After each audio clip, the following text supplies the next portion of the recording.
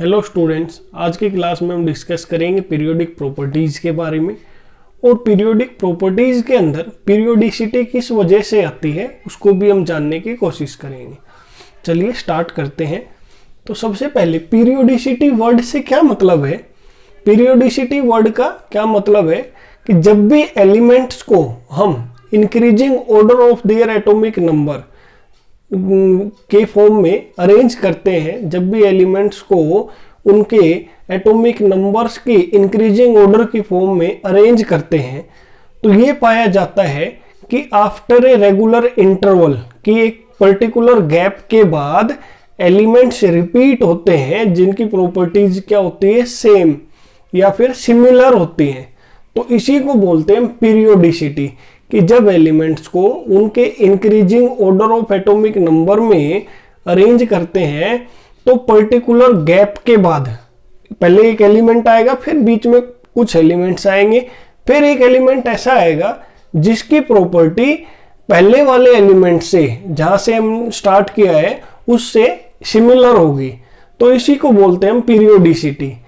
When the elements are arranged in increasing order of their atomic number, जब भी elements को arrange किया जाता है उनके increasing order of atomic number की फॉर्म में, then element with similar properties occurs after a regular interval, कि जब एलिमेंट्स को उनके increasing order of atomic number की फॉर्म में अरेंज करते हैं तो एक पर्टिकुलर इंटरवल के बाद ऐसे एलिमेंट्स रिपीट होते रहते हैं जिनकी प्रॉपर्टीज क्या होती है, सिमिलर होती है। इसी को बोलते हैं पीरियोडिसिटी।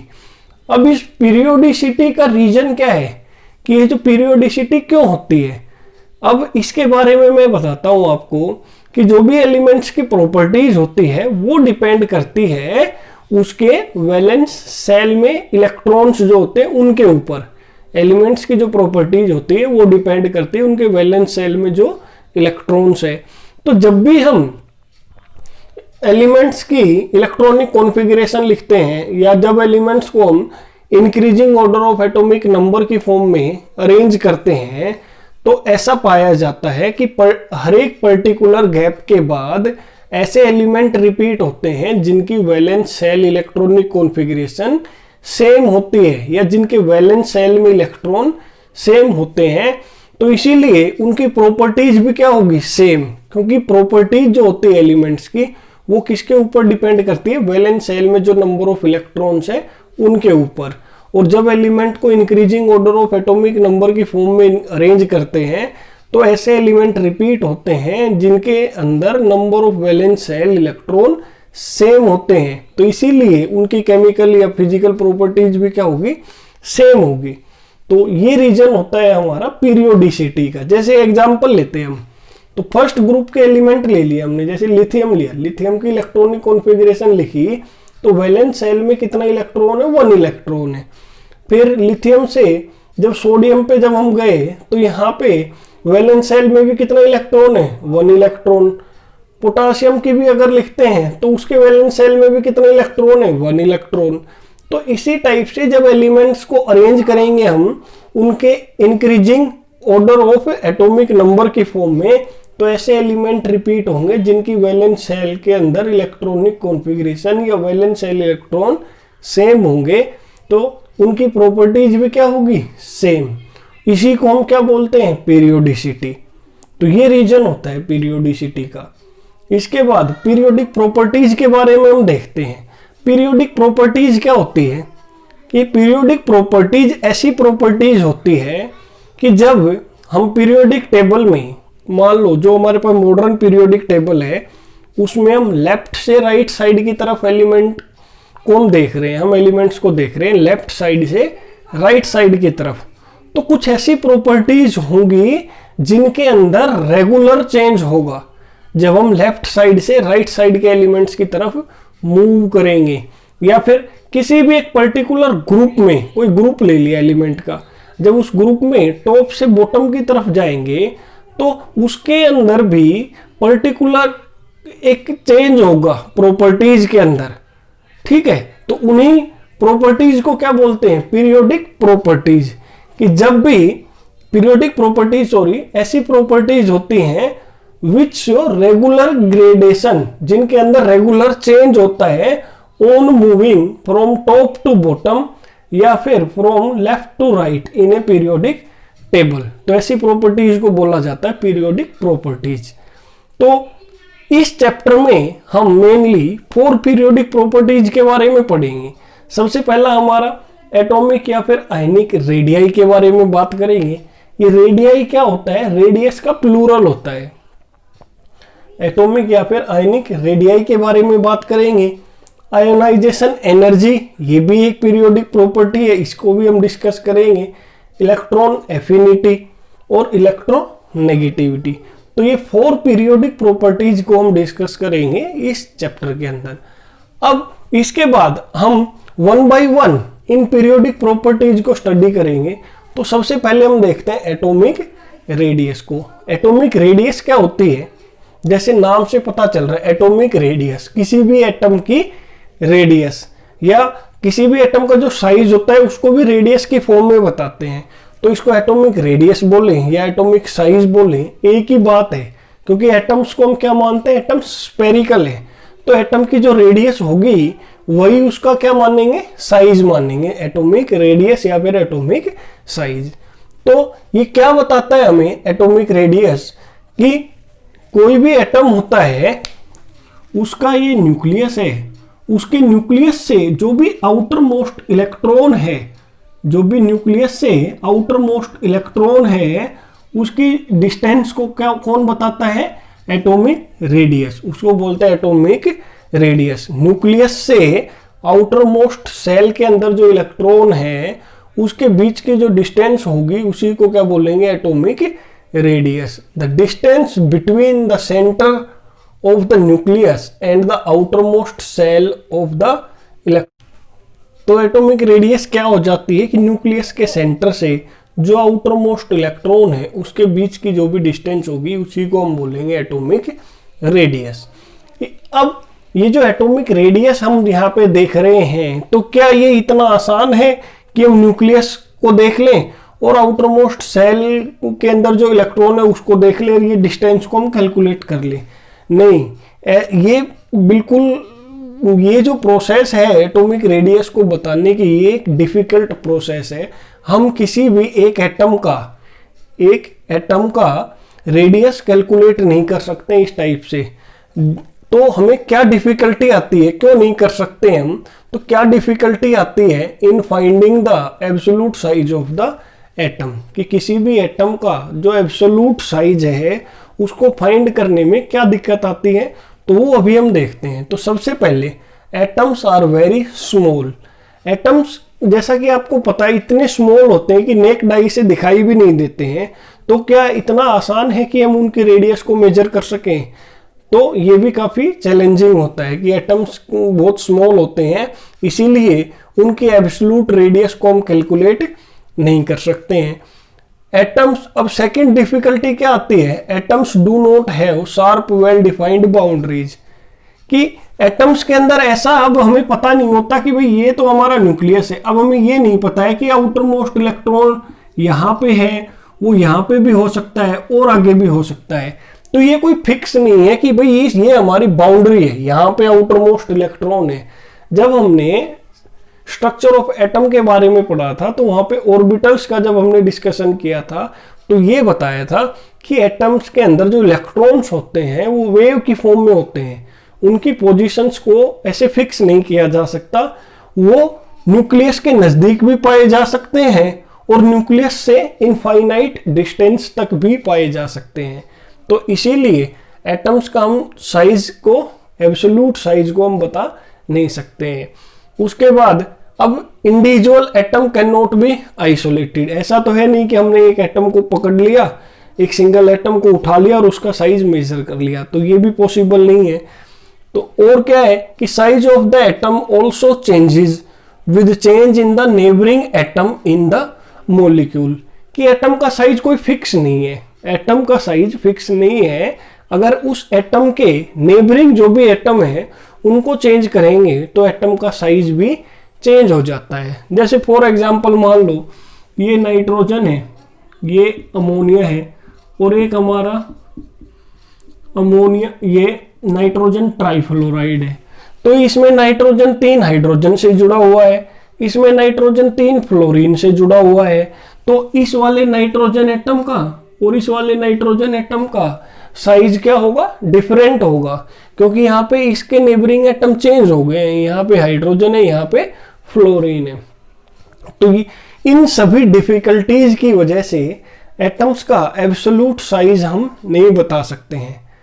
ठीक है, तो ये कुछ डिफिकल्टीज होती हैं जिनकी वजह से एटम्स के एब्सोल्यूट साइज को हम नहीं बता सकते हैं, लेकिन फिर भी हम ट्राई करते हैं एटम्स का साइज बताने की कुछ अलग मेथड्स का यूज करके, या एटम का साइज हम बताते हैं कुछ अलग फॉर्म में, जिनको नाम दिया गया है कोवेलेंट रेडियस, वैन डर वाल रेडियस, मेटेलिक रेडियस, या फिर इसको क्रिस्टल रेडियस।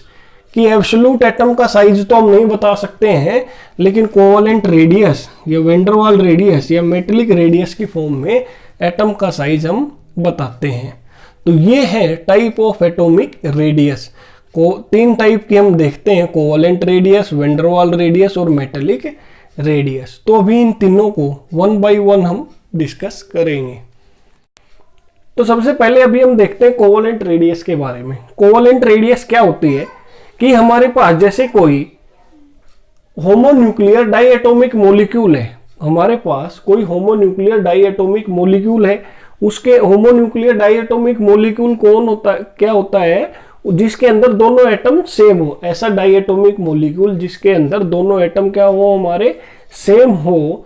तो उस होमोन्यूक्लियर डाइएटॉमिक मॉलिक्यूल के अंदर जो 2 एटम है, उनके न्यूक्लियस के बीच में जो डिस्टेंस होती है, उसका अगर हम हाफ कर दें तो हमारे पास आ जाएगा कोवेलेंट रेडियस।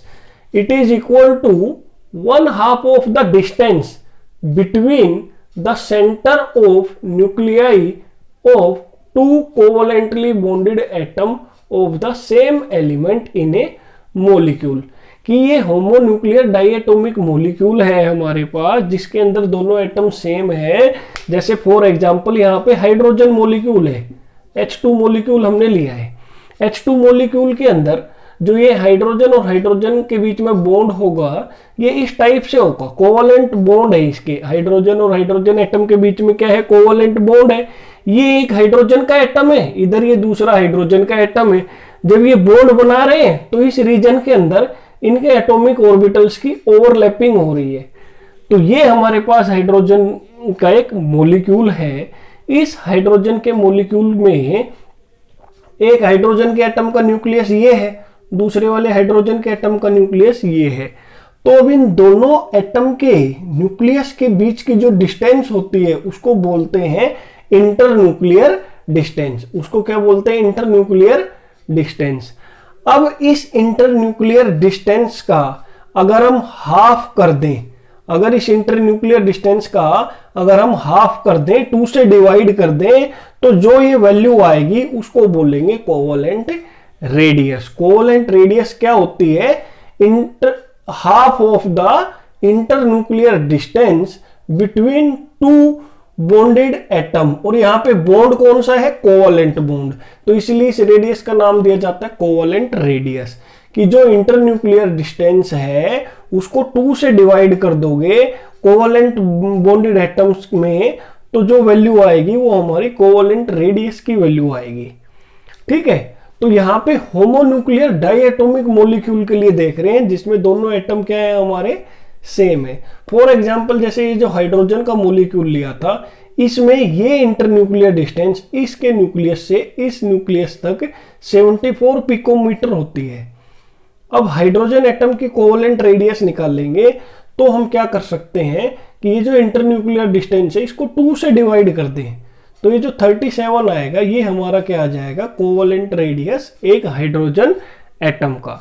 अब ये जो इंटरन्यूक्लियर डिस्टेंस होती है, ये न्यूक्लियस से ये न्यूक्लियस की जो डिस्टेंस है, इसी को हम क्या बोलते हैं, बॉन्ड लेंथ। कि ये जो इंटरन्यूक्लियर डिस्टेंस है इसी का दूसरा नाम क्या होता है, बॉन्ड लेंथ। ठीक है, तो कहने का मतलब जो बॉन्ड लेंथ होती है कोवेलेंट बॉन्डेड एटम्स के केस में, अगर उसको 2 से डिवाइड कर देंगे तो हमारे पास क्या आ जाएगी, कोवेलेंट रेडियस।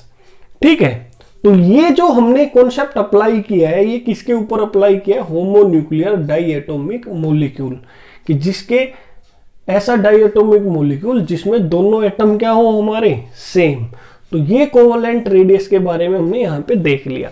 लेकिन अब आपका क्वेश्चन ये होगा कि भाई होमोन्यूक्लियर डायटोमिक मॉलिक्यूल के केस में तो हम कोवलेंट रेडियस निकाल लेंगे इस टाइप से, लेकिन अगर हेटेरोन्यूक्लियर डायटोमिक मॉलिक्यूल में निकालना होगा तो कैसे कैलकुलेट करेंगे कोवलेंट रेडियस?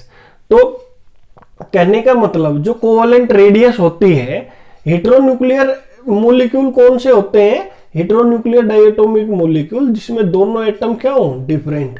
ऐसा डाइएटोमिक मॉलिक्यूल जिसमें दोनों एटम क्या हो डिफरेंट, एक ए है दूसरा बी, तो दोनों डिफरेंट है। तो यहाँ पे अब इंटरन्यूक्लियर डिस्टेंस क्या हो जाएगी? अगर ये हमारा हाइड्रोजन नहीं है, अगर ये ए है और ये कोई बी है, ये दूसरा है, उनके बीच में जब कोवलेंट बॉन्ड बनेगा तो इसी टाइप की ओवरलैपिंग होगी। तो यहाँ पे चेंज क्या हो जाएगा कि जो इंटरन्यूक्लियर डिस्टेंस थी वो किसके इक्वल हो जाएगी? ये radius of A plus covalent radius of B, दोनों को ऐड कर देंगे तो हमारी ये इंटरन्यूक्लियर डिस्टेंस आ जाती है हेटेरोन्यूक्लियर डायटोमिक मॉलिक्यूल के केस में। और हेटेरोन्यूक्लियर डायटोमिक मॉलिक्यूल के केस में ये जो आर ए है कोवलेंट रेडियस ऑफ ए और ये जो कोवलेंट रेडियस ऑफ बी, ये कैसे कैलकुलेट किया जाएगा? ये जो कैलकुलेट किया जाएगा आर ए, ये कैलकुलेट किया जाएगा होमोन्यूक्लियर डायटोमिक मॉलिक्यूल जो ए है उससे ये आर ए आ जाएगा। जैसे ये जो हमारा आर एच आ गया है ना, यहाँ पे H2 से आर एच आ गया है, यहाँ ए का जो डिस्टेंस होगी इंटरन्यूक्लियर डिस्टेंस, उसको 2 से डिवाइड कर देंगे तो आर ए आ जाएगा। इसी टाइप से बी और बी के बीच में जो इंटरन्यूक्लियर डिस्टेंस होगी उसको 2 से डिवाइड कर देंगे तो आर बी आ जाएगा। और अगर दोनों को ऐड कर देंगे आर ए और आर बी को, तो ये इंटरन्यूक्लियर डिस्टेंस आ जाएगी हेटेरोन्यूक्लियर डायटोमिक मॉलिक्यूल के केस में। अब एग्जाम में आपसे ये पूछ लिया जाता है calculate the bond length of A B bond, कि ये ए और बी के बीच में ये बॉन्ड है, इसकी बॉन्ड लेंथ बतानी है। और आपको क्या दे दिया जाएगा? यहां पे बॉन्ड लेंथ आपको दे दी जाएगी ए, और ए की बॉन्ड लेंथ दे दी जाएगी बी, और बी की बॉन्ड लेंथ दे दी जाएगी। तो आप ये बॉन्ड लेंथ कैसे निकालोगे? ए और बी के बीच की ये निकलेगी, ये जो ए और ए के बीच की बॉन्ड लेंथ है इसको 2 से डिवाइड कर दोगे तो यहाँ पे आर ए आ जाएगा, और बी के बीच की बॉन्ड लेंथ है इसको 2 से डिवाइड कर दोगे तो आर बी आ जाएगा। फिर इन दोनों को ऐड कर दोगे तो हमारा इंटरन्यूक्लियर डिस्टेंस, या फिर इसका दूसरा नाम क्या होता है इंटरन्यूक्लियर डिस्टेंस का, बॉन्ड लेंथ, वो आ जाएगी ए बी मॉलिक्यूल के लिए। तो ये हमने देख लिया। जैसे अब यहाँ पे फॉर एग्जांपल जो हमारा हाइड्रोजन क्लोराइड का मॉलिक्यूल होता है, HCl का जो मॉलिक्यूल होता है, उसके केस में इंटरन्यूक्लियर डिस्टेंस क्या होगी? H और Cl के बीच में radius of H, covalent radius of hydrogen plus covalent radius of chlorine. तो यहाँ पे कोवलेंट रेडियस क्यों बात कर रहे हैं? क्योंकि H और Cl के बीच में जो बॉन्ड है वो कोवलेंट बॉन्ड है, तो ये आ जाएगा। अब यहाँ RH किसके इक्वल होगा? यहाँ पे internuclear distance between hydrogen and hydrogen divide by 2, और ये कोवलेंट रेडियस क्लोरीन की कैसे आएगी? Internuclear distance between chlorine and chlorine divide by 2, तो ये आ जाएगा इस टाइप से। ठीक है, तो ये हमने देख लिया कोवलेंट रेडियस के बारे में। कोवलेंट रेडियस डील करता है कोवलेंटली बॉन्डेड एटम मॉलिक्यूल्स के लिए। कोवलेंटली बॉन्डेड जो मॉलिक्यूल्स होते हैं उनके केस में हम कोवलेंट रेडियस निकाल सकते हैं इंडिविजुअल एटम की। और जब होमोन्यूक्लियर डायटोमिक मॉलिक्यूल के केस में जब हम ये कोवलेंट रेडियस निकाल लेते हैं हर एक इंडिविजुअल एटम का, तो उन वैल्यूज का यूज करके हम हेटेरोन्यूक्लियर डायटोमिक मॉलिक्यूल्स की इंटरन्यूक्लियर डिस्टेंस या फिर बॉन्ड लेंथ को कैलकुलेट कर सकते हैं। तो ये हमने देख लिया कोवलेंट रेडियस के बारे में। इसके बाद में आता है वेंडरवाल रेडियस। वेंडरवाल रेडियस क्या होता है? देखो, अगर किसी भी मॉलिक्यूल में कोवलेंट बॉन्ड है तो वहां पे जो रेडियस होगी उसको बोलेंगे कोवलेंट रेडियस। और जब किसी भी मॉलिक्यूल्स के बीच में को वेंडरवाल फोर्सेज काम कर रहे हैं, तो उन वहां पे जो रेडियस होगी उनको बोलते हैं वेंडरवॉल रेडियस। अब आपको पता है कि वेंडरवॉल रेडियस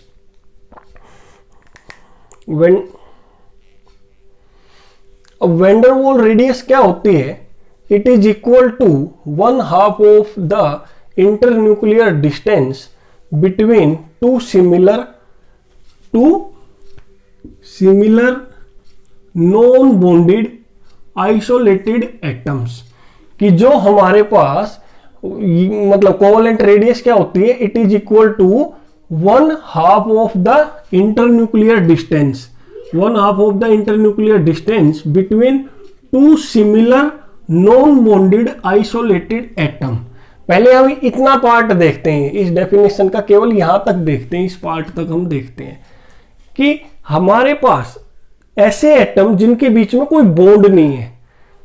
कोवलेंट, ये जो वेंडरवॉल रेडियस है ये केवल उन्हीं एटम्स के केस में हम कैलकुलेट करते हैं या उन्हीं मॉलिक्यूल्स के केस में यूज करते हैं जिनके बीच में आपस में कोई डायरेक्ट बॉन्ड नहीं होता। सिर्फ और सिर्फ एक weak van der Waals force of attraction होता है, सिर्फ और सिर्फ weak van der Waals force of attraction होता है। जैसे फॉर एग्जांपल हमारे पास आर्गन गैस है, हमारे पास क्या है? Argon gas. अब ये जो आर्गन गैस है उसके अंदर एक आर्गन का एटम होगा, इधर दूसरा आर्गन का एटम, इस टाइप से बहुत सारे आर्गन के गैस के एटम होंगे। अब यहाँ पे मॉलिक्यूल यूज नहीं कर रहा हूं मैं, क्योंकि ये जो नोबल गैस के जो एटम होते हैं कभी भी आपस में बॉन्ड नहीं बनाते, ये मॉलिक्यूल नहीं बनाते हैं। जैसे हीलियम हो गया, आर्गन, नियोन, क्रिप्टॉन, जीनोन, ये आपस में कभी भी बॉन्ड बना के मॉलिक्यूल फॉर्मेशन नहीं करते हैं। तो वेंडरवॉल रेडियस निकालनी है आर्गन गैस में। अब आर्गन गैस में क्या होगा? एक आर्गन का एटम यहाँ पे है, दूसरे आर्गन का एटम यहाँ पे होगा। जैसे कोवलेंट बॉन्ड के बारे में जब हमने कोवलेंट रेडियस के बारे में जब डिस्कस किया था तो यहाँ पे दो एटम के बीच में बॉन्ड होता है, इसीलिए ये ओवरलैप कर रहे थे। ये यहाँ से इस टाइप की ये जो ओवरलैपिंग हो रही थी दोनों के ऑर्बिटल्स के बीच में। लेकिन अब ये दोनों आर्गन और आर्गन एक दूसरे से बॉन्ड नहीं बना रहे हैं, तो इसीलिए इसका ये इस पार्ट में और इस पार्ट में कोई ओवरलैपिंग नहीं हो रही है, क्योंकि इनके बीच में कोई बॉन्ड नहीं है। यहाँ पे ए और बी के बीच में या हाइड्रोजन और हाइड्रोजन के बीच में यहाँ पे बॉन्ड था, लेकिन यहाँ पे बॉन्ड नहीं है, ये नॉन बॉन्डेड स्टेट में है, नॉन बॉन्डेड स्टेट में है। ठीक है, तो इस केस में एक आर्गन का एटम यहाँ है, एक यहाँ है, तो इनके न्यूक्लियस के बीच में जो भी डिस्टेंस होगी उसको 2 से डिवाइड कर देंगे, तो जो रेडियस आएगी उसको बोलेंगे कोवलेंट रेडियस। तो थोड़ा सा यहाँ पे समझने वाली बात क्या है कि जो कोवलेंट रेडियस होते हैं तो उस केस में दो एटम्स के बीच में कोवलेंट बॉन्ड होता है, इस टाइप से ओवरलैपिंग होती है। लेकिन वेंडरवाल रेडियस में जब हम कैलकुलेट करते हैं तो ये केवल उन्हीं एटम्स या मॉलिक्यूल्स के बीच में कैलकुलेट की जाती है जिनके आपस में कोई बॉन्ड नहीं होता डायरेक्ट। ठीक है, तो यहाँ पे कोई डायरेक्ट बॉन्ड नहीं है, यहाँ जो इंटरन्यूक्लियर डिस्टेंस है उसको 2 से डिवाइड कर देंगे तो ये वेंडरवाल रेडियस आ जाएगी आर्गन के लिए। ठीक है, तो ये तो हमने देखा जब वेंडरवाल फोर्सेस दो एटम्स के बीच में काम कर रहे हैं। ठीक है, ये यहाँ पे जो वेंडरवाल रेडियस निकाली है आर्गन के लिए, ये तब निकाली है जब आर्गन के दो एटम्स के बीच में वेंडरवाल फोर्सेस काम कर रहे हैं। लेकिन अब अगर दो हमारे similar atoms belonging to neighbouring molecule है, अब हमारे पास ये तो एटम था, ये भी एटम था, अब हमारे पास कोई मॉलिक्यूल है, वेंडरवाल फोर्स किसके बीच में काम करता है? एक तो ऐसे एटम्स जो आपस में बॉन्ड नहीं बनाते हैं उनके बीच में वेंडरवाल फोर्स काम करेगा, और इंडिविजुअल मॉलिक्यूल्स के बीच में, जैसे एक मॉलिक्यूल यहां है दूसरा मॉलिक्यूल यहां है, तो इनके बीच में जो फोर्स ऑफ अट्रैक्शन काम करेगा वो कौन सा होगा? वेंडरवाल फोर्स होगा। नॉन पोलर मॉलिक्यूल की बात हो रही है जिनके, अब ये पूरा टॉपिक ऐसे तो काफी बड़ा हो जाएगा अगर हर चीज के बारे में हम डिस्कशन करेंगे। तो नॉन पोलर जो भी मॉलिक्यूल होते हैं, जैसे ये H2 हो गया और यहाँ पे ये जो H2 है, ये नॉन पोलर मॉलिक्यूल है, इनके बीच में हमेशा कौन सा फोर्स लगेगा? Van der Waals force. तो वैंडरवाल रेडियस जब हम मॉलिक्यूल्स के लिए कैलकुलेट करते हैं, तो जैसे एक H2 का मॉलिक्यूल ये है, दूसरा H2 का मॉलिक्यूल ये है, इनके बीच में फोर्स कौन सा काम कर रहा है? वैंडरवाल फोर्स।